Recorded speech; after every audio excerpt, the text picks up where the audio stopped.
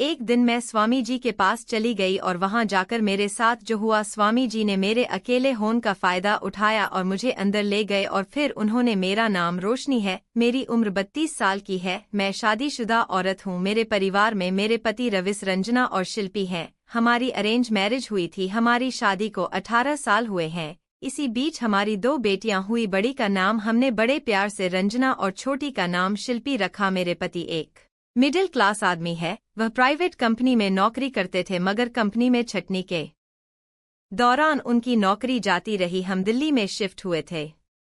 काम की तलाश में मेरे पति को कोई काम नहीं मिल रहा था, वह कई दफ्तरों में इंटरव्यू देने गए पर फिर भी उन्हें नौकरी नहीं मिल पा रही थी, इसी कारण हमारे घर में आए दिन झगड़े होने शुरू हो गए। अब घर तो पैसों से ही चलता है, न आम आदमी की जरूरतें कभी खत्म नहीं होती, लिमिटेड पैसे होने की वजह से हम काफी टेंशन में रहते थे, हम दोनों के बीच अब झगड़े अधिक होने लगे थे और मैं बहुत परेशान हो चुकी थी। एक दिन मैंने मार्केट जाते समय एक विज्ञापन देखा, वह विज्ञापन किसी बाबा के नाम से था जिसे लोगों ने काफी बड़ा दर्जा दिया हुआ था, कहते थे कि वह मन की शक्ति को प्रदान करते हैं और समस्याओं का निवारण करते हैं। पूजा करके मैंने घर जाके अपने पति से यह बात की, मेरे पति इन सब बातों में विश्वास नहीं करते थे, उन्होंने मुझसे कहा तुझे अगर जाना है तो जाओ, पर मुझे इन सब के लिए फोर्स मत करना, मैं पहले से ही बहुत परेशान रहता हूँ। फिर मैंने जाने का विचार बना लिया और मैं सोची मैं अकेली ही चले जाऊंगी, ने परमिशन तो दे ही दी है, मैंने भी सोचा कि उन्हें ज्यादा फोर्स ना करूं, अगर मुझे उन्होंने जाने से मना कर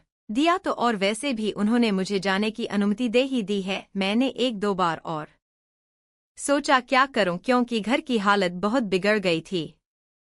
मैंने मजबूरन स्वामी जी से संपर्क करने की सोच लिया था, शायद उनके पास हमारी परेशानी का उपाय। तो अगले दिन मैं नहा के अच्छी सी साड़ी पहन के स्वामी जी के आश्रम गई। स्वामी जी ने देखने में 55 से 65 साल के लग रहे थे, उनके आसपास भक्त जन बैठे हुए थे, उनके दोनों बाजू में 2 लड़कियां करीब 33 की उम्र की सफेद साड़ी में खड़ी थी। स्वामी जी भगवान और शक्ति की बातें कर रहे थे। सत्संग खत्म होने के बाद सब लोग एक एक करके स्वामी जी से मिलने जाने लगे। जब मैं उनसे पास पहुंची तो वो मुस्कुराए और मुझे आशीर्वाद दिया, पुत्री तुम्हारे माथे की लकीरें देख के लगता है कि तुम घोर कष्ट से गुजर रही हो, बताओ क्या कष्ट है। स्वामी जी तेरा कष्ट दूर कर देंगे, कल्याण हो पुत्री, तेरा सारा कष्ट दूर हो जाएगा। स्वामी जी से मिलने के बाद मुझे इंतजार करने को कहा गया, मैं साइड में जाकर इंतजार कर रही थी। सबके जाने के बाद स्वामी जी ने मुझे बुलाया, मैं उनके पास गई। स्वामी जी के साथ उनकी 2 सेविकाएं भी थी जिन्होंने सफेद रंग की साड़ी पहन रखी थी, एक शिष्य भी थी जिसने धोती पहनी हुई थी। स्वामी जी ने मुझे अपने सामने बिठाया और पूजा करने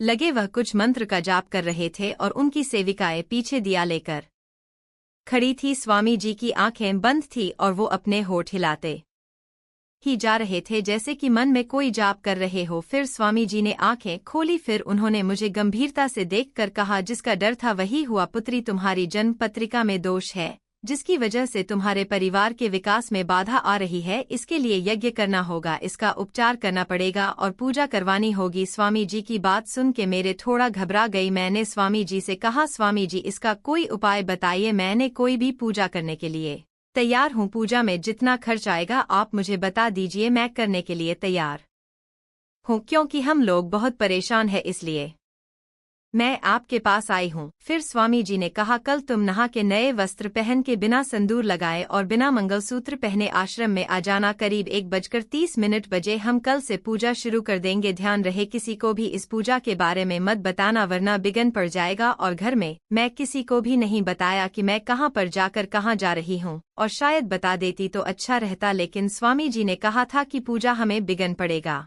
इसलिए मैंने कुछ नहीं बताया। फिर मैं वहां से निकल के अपने घर आ गई। पूरी रात में सो नहीं पाई थी, यह सोच के कि मेरी कुंडली में दोष है, मेरी वजह से घर पर मुसीबत आई है, तो मैं इसे सुधारूंगी भी। मैं अगली सुबह मैं अपने पति को नाश्ता करा के अपने बच्चे को स्कूल छोड़ने के बाद वापस घर आ गई। मेरे पति भी नाश्ता करके दफ्तर के लिए निकल चुके थे। मैंने घर का सारा काम खत्म किया, फिर नहाने चली गई। मैं अच्छे से नहा के एक पीले रंग की साड़ी में तैयार हुई, वह बिना सिंदूर लगाए और बिना मंगलसूत्र के स्वामी जी के आश्रम चली गई। आज आश्रम में कोई नहीं था, मैं यह देखकर घबरा गई कि आज आश्रम बिल्कुल खाली क्यों है। फिर मुझे अकेले वहां पर डर लगने लगा। फिर मैंने एक शिष्य से पूछा कि आज यहाँ पंडाल खाली क्यों है, तो उसने शिष्य ने मुझे बताया कि गुरुजी के शिष्यों ने सबको कल करके बता दिया था कि आज आश्रम में कोई अनोखी पूजा है, जिसके कारण आज किसी से नहीं मिलेंगे। मैं वहां पहुंची तो गुरुजी की सेविकाओं ने मुझे अंदर का रास्ता दिखाया। वह मुझे अंदर कमरे में लेकर गई। वहां अंदर एक बेड था और उस बेड के सामने खाली वाली जगह स्वामी जी ने एक यज्ञ का विधि खड़ा किया था। मैंने सोचा कि यही स्वामी जी यज्ञ भी करते होंगे और फिर रात में सोते होंगे। मेरी सोच को रोकते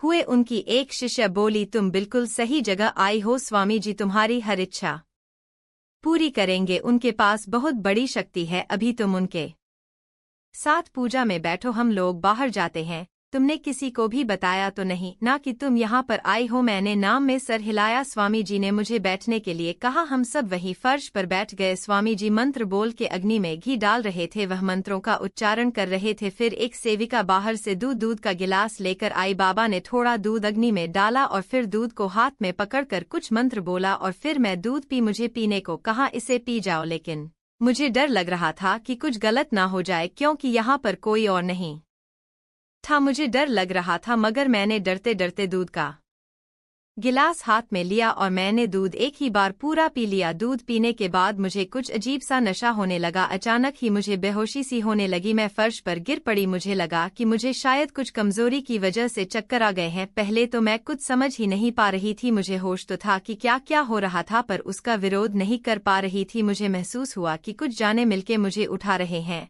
और फिर उन्होंने मुझे पलंग पर लिटा दिया। मैं आंखें खोल के सब कुछ देख रही थी, मगर कुछ कर नहीं पा रही थी। फिर स्वामी जी ने अपने शिष्यों को बाहर इंतजार करने के लिए कहा। स्वामी जी की पूजा शुरू कर दी। मैं फिर सोची, यह किस तरह की पूजा है? रविश ने तो कई दिन से मुझे छुआ तक नहीं था, क्योंकि वह तो अपनी परेशानियों से घिरा रहता था। घर की परेशानियों को देखकर मैं तो खुद बहुत परेशान थी। अगर परेशान ना होती तो मैं यहाँ पर स्वामी जी के पास पूजा कराने कभी भी नहीं आती। फिर मैंने सोचा, अगर एक पूजा कराने से हमारे घर में सुख समृद्धि आती है तो इसमें हर्ज ही क्या है? स्वामी जी बोलते जा रहे थे, तुम एकदम शांत हो जाओ और पूजा करो, मैं तुम्हारी सब परेशानी दूर कर दूंगा। तुम्हारे घर को भी शुद्ध करना पड़ेगा, किसी दिन तुम्हारे घर में जाकर उसको भी शुद्ध कर देंगे। लेकिन मुझे अब धीरे धीरे पता चल रहा था कि कुछ गलत हो रहा है। यहाँ पे स्वामी जी बोले, कैसा लग रहा है पुत्री? तुम्हारे दिल में जो भी परेशानी है दिल से निकाल दो। मैं दिल में मंत्रों का उच्चार कर रहा हूँ। फिर जोर जोर से मंत्र उच्चारण करने लगे। बाहर बैठे उनके शिष्य भी जोर जोर से मंत्र उच्चारण करने लगे। मुझे लगा कि मैं किसी स्वर्ग में हूँ। मैं दिल में खुश रो रही थी, चलो पूजा होगी तो कुछ बरकत होगी। लेकिन मुझसे बहुत बड़ी भूल हो गई थी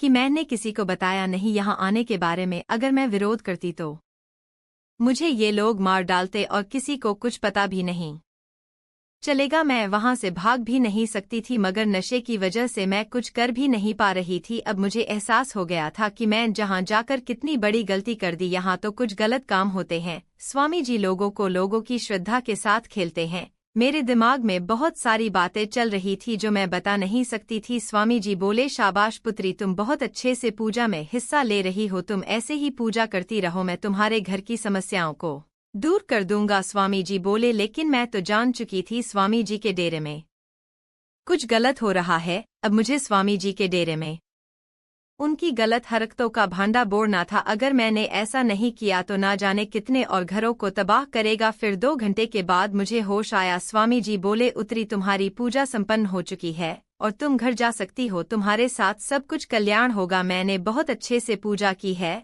और मंत्रों का उच्चारण किया है। अब तुम्हारे पति की नई नौकरी भी लग जाएगी और तुम खुशी खुशी से अपना जीवन व्यतीत करेगी। लेकिन मैं तो ठान रखी थी कि मैं स्वामी जी का पर्दाफाश करके ही छोड़ूंगी। अगर मैंने ऐसा ना किया तो नहीं है स्वामी कितने और घरों को बर्बाद कर डालेगा और बेचारे भूले भाले लोगों को अपने जाल में फंसाए रखेगा और उन्हें लूटता रहेगा। और बहुत सोच विचार करने के बाद मैं सीधे यहाँ से पुलिस स्टेशन चली गई और वहाँ जाकर मैंने स्वामी जी के खिलाफ कंप्लेंट लिखवाई। वहाँ पर जो कुछ भी हुआ मैंने यह सब बात बता दी। पुलिस को साथ लेकर वह स्वामी जी के दर पर गई और वहाँ स्वामी जी को गिरफ्तार करवाया स्वामी जी के घर से। फिर मैं सीधे अपने घर आई। मैंने अपने पति को सारी बात बताई। पति बोले रहे, मैं इसीलिए ही इन सब चीजों में विश्वास नहीं करता हूँ। मैंने तुम्हें जाने के लिए कहा, इसलिए कि तुम्हें भी पता चल जाए कि यह बाबा लोग कैसे हैं।